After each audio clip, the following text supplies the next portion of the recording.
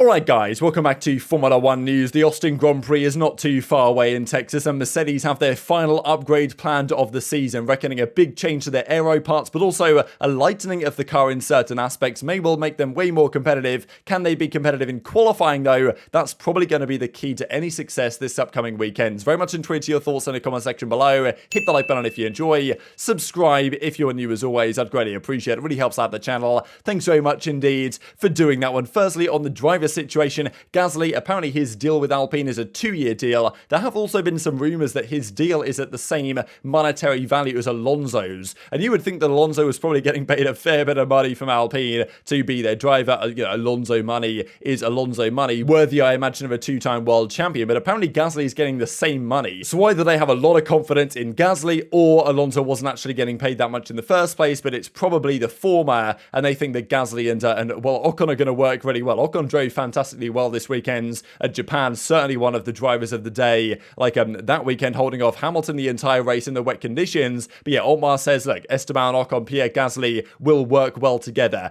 These two guys, look, two Frenchmen in a French team, it's always going to be fireworks. And Ocon, the last couple of seasons, right, he's not always been the friendliest on track to his teammates. There's been a fair few, instances, Ocon versus Alonso on track action, which I'm sure some of the Alpine guys will think, oh, got a second here, Ocon, that was a little bit feisty for battles with your own teammate, let's say, and hopefully we can get more of the same here from Gasly and Ocon as well, because I'm sure it's going to be a very entertaining affair, hopefully, these two. But Otmar says, look, they're equally experienced, they're both fast, both ambitious, we think they'll work well together. I think even Ocon said that he would maybe, I forget who he said, maybe even Mick Schumacher or something, or he had some idea of who he would like to be his partner, but yeah, Gasly is the guy that they chose, and they're going to have to get on together, and we'll see if that actually works out in their favour. Speaking of Mick Schumacher here, real quick, from Gunter Steiner from Haas, his experience with the team is a home advantage for him to hang on to the seat. We believe Nico Hülkenberg is the other man in conversation. If Hülkenberg comes through, Schumacher probably goes to Williams. If not, then, Schumacher will probably stay. And I honestly think he's done enough, personally, but look, we'll see what they decide to do. But his shunt in Japan definitely didn't help his chances, but I still feel like they may well keep him on for next season regardless.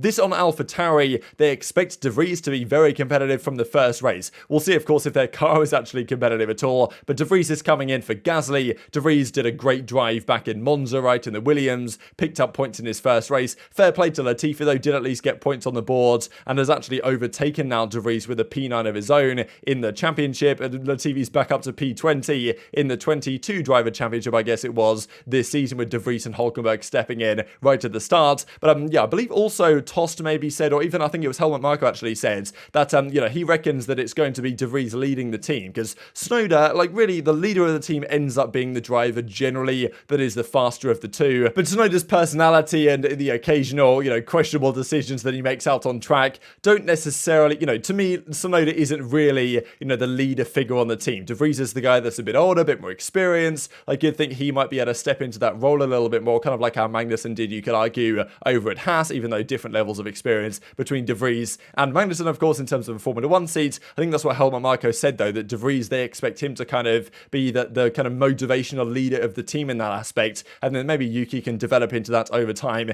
if he's again quicker next year, as I think he'll need to be to maintain that seat long term. Let's talk Mercedes. They discussed the fact that they made multiple mistakes in the Japanese Grand Prix. First of all was the wing that they decided to use. They reckon that the wing gave them the best chance of kind of pace in free air. They were the quickest with that out of all the options that they chose, especially given the wet conditions. But they realized in the race that overtaking on track without the straight line speed advantage was very challenging, and I think George Russell could do it on a Williams or maybe in a McLaren that was pretty bad that weekend. But for Hamilton to make a move on a quick Alpine with Ocon defending very well was just not going to happen without the straight line speed advantage that they just straight up didn't have with the higher rear wing angles. That was one mistake. They also said that George Russell, they should have left him out one more lap on those wet tyres rather than doing the double stack with Hamilton, which probably cost him a position or two. So Mercedes admitting that they really haven't had the best couple of weekends. Aston Martin have actually scored more points in the last two races, Singapore and Suzuka, than Mercedes have, which is quite something. I think only 16 points Mercedes have scored in the last two rounds. Aston have scored 20. So, Alonso, I'm sure, is kind of happy looking at those numbers, even though he didn't have the greatest race and wasn't so happy with this team this past weekend. Hamilton, though, had a good time. He says, I was trying everything. I think we had the most fun on track. I don't know how other people had it, but yeah, what motor racing is all about. So Hamilton still had a good time, but, well, could their car be better come Austin and for the rest rest of the season. Most teams now are pretty much committed to next year's car. I don't imagine any teams other than really maybe some of the midfield teams will bring anything massive for the final few races. Mercedes do have some further tweaks though for the final few races of the season, starting in Austin. The key reason behind this, as Andrew Chauvelin will go on to explain here in the video, is pretty much just information. They want to understand that like as good as they can make this year's car, so they can really get to grips with what they should do for next year's car in terms of data and all that type of stuff. So this upgrade is partly to do with making this year's car more competitive, but mainly to do with making next year's car as good as it can be with the further information. But Andrew Chauvelin reckons, yes, they're bringing in a couple of new things, a couple of aero tweaks as well. Maybe that's a flaw, maybe that's something else, who knows. The key, of course, for Mercedes being to try and reduce the drag in the straight line, or really just generate more downforce from the other parts of the car, such as the floor, so that they can get away with running a smaller rear wing and still maintain top speed, which is kind of what Red Bull have been able to do for a fair part of the season. And even nowadays, their car's so good they don't even need the smaller rear wing. They can run a big one and still get away with it around Monza, for example. So that's the key intention, but also they're reducing the weight of their car to some degree as well. So what sort of upgrade are we bringing to Austin? Well, it's our final step of aero development, and that'll hopefully give us a bit more performance. But importantly, with every step, we're learning more and more, and that learning we can carry into next year. So that's part of it. Also, there's a few bits where we've taken some weight out of components that will hopefully get the car closer to the weight limit. It's very difficult for us to predict where we're going to be. In Singapore, Lewis was awfully close to pole position, yet in Suzuka, both cars had a big gap to the front. Now, our race pace has been reasonably strong, so if we can make a step, hopefully we can get into the fight with the Ferraris and the Red Bulls, but qualifying for us is the really difficult one to predict at the moment. But as I said, a lot of it is about learning, and we're certainly going to give it our best shot in the final 4 races. It's a tricky circuit, and it was a tricky circuit for us last year. It was very bumpy, there was a lot of overheating as well from the tyres, and we weren't performing as well as Red Bull were on the softer tyres.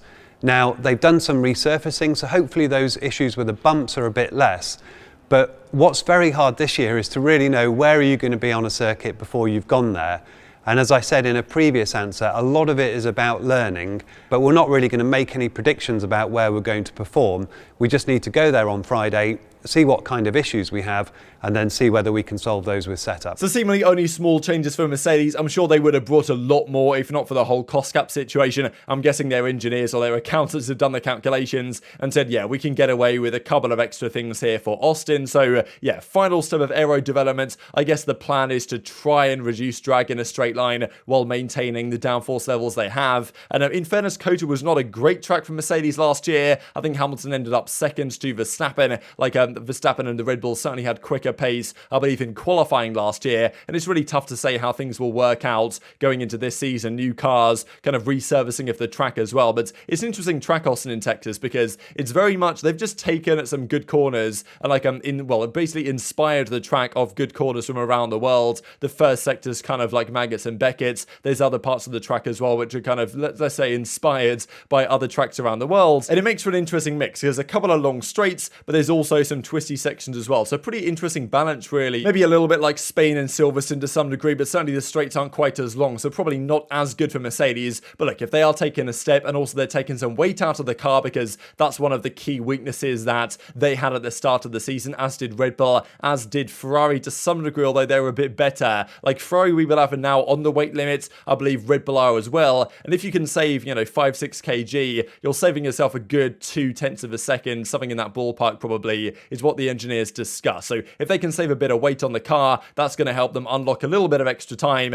But as Andrew Chauvelin said, in race pace, they think they'll be pretty good. But in terms of qualifying, that's where the questions really are raised. But one positive for them is that we believe that Charles Leclerc certainly should be taking an engine penalty this weekend. Again, Ferrari are going to need another one this season, which look, even if they were still in the fight for the championship, it would be done and dusted, right? The fact that I need a new engine again. But that probably means that Leclerc will be at the back. So, theoretically Mercedes could qualify a little bit better than, let's say, they usually do, which might give them some sort of edge in terms of race performance. But I think we've said for quite some time now, oh yeah, Mercedes have a small upgrade, what's it going to do? The reality is it never really does that much. But their quali pace has been so fluctuating, right? I mean, we saw back in Budapest, George Russell's on pole, Hamilton half a tenth off pole back at Singapore, and then, back in, Japan, they're like, what, 9/10 off the pace or something. So again, it kind of shows that it's really difficult to predict where this W13 is going to turn out. And of course, so far this season, we've generally seen the key benefit or the key kind of virtue of the W13 is the tyre management. But Russell actually said that in Japan, he had a real tyre management issues. He was struggling to maintain and hold on to the grip on those tyres. So